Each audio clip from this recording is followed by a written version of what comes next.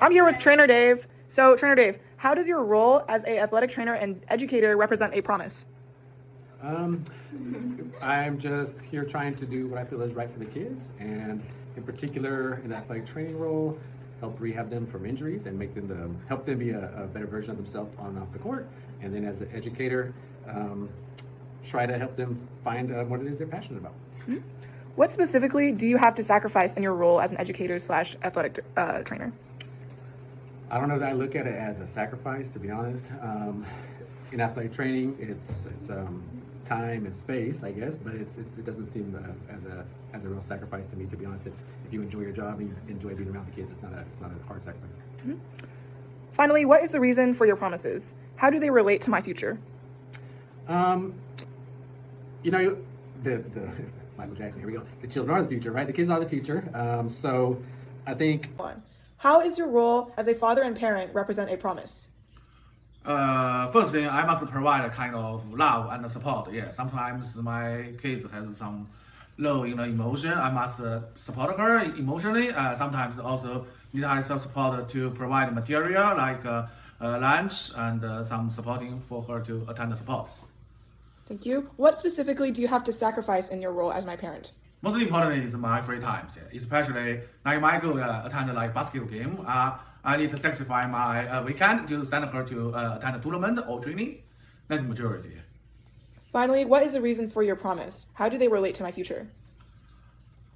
Could you repeat your question? What is the reason for your promise? How do they relate to my future?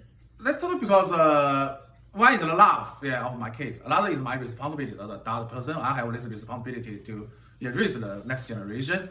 How did you relate it with what is the second question? My future. The future, that's very important. That's like I invest a tremendous amount of my time to help you grow in your physically, mentally, and academically. Okay. That's all. Thank you. Mm-hmm. Hi, I'm Emma Ma, and here are some promises I've made to myself. So, first semester of my freshman year, I took honors bio, and going into the final week of school, we had finals, of course, and I had an A in that class. So in my mind, I was like, I don't really need to study. I don't really need to put any effort forward because I already have an A. I was satisfied with where I was, and I decided that I didn't need to put any more effort forward. So I ended up getting a D on that final, and that brought my bio grade way down. So after that, it was just a big wake-up call to me. I promised myself that I wouldn't wait till last minute and not really put any effort forward, because it's not just about a grade. It's about disappointing myself and not living up to my potential, because I had a potential to do really good on that final, but I only did bad because I didn't put sufficient effort forward. So after that, I promised myself that I would always prepare for finals a month in advance and seek help from tutors when I need it. And so far, I've kept that promise. And second semester of my freshman year, I got all A's on all those finals. And this semester of my sophomore year, I also got all A's on my finals. And I ended the semester with a 4.0. So, yeah. And number 2, promises I've made to others. Last year, my sister had a dance recital, but I decided not to go because I wanted to hang out with my friends.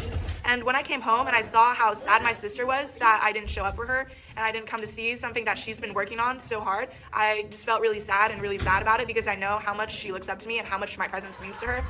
So I made the promise to her that I would always go to these important events in her life. And so far, I have kept this promise, because last week I went to her theater performance where she sang and had sort of like a minor leading role. And our relationship has grown even stronger, even though she's a lot younger than me.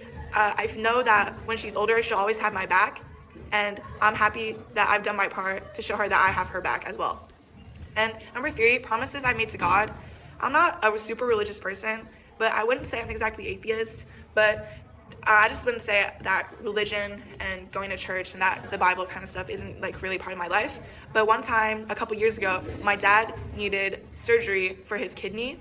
I'm not sure the exact details, but I promised God that if he recovered, that I would just go to this Chinese thing with my grandma where she dances like at a square with all her other grandma friends. And my dad did recover.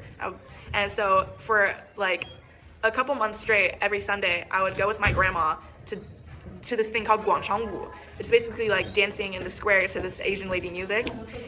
And this is just the example I could think for a promise to God. Thank you. So something I've realized from doing this assignment is that I have more support around me than I previously thought. Sometimes I feel really alone and I feel like I isolate myself by having this mindset that, oh, nobody understands. But in reality, there's so many people around me and I have so many resources. And by mapping out these relationships and their promises, I've really come to recognize that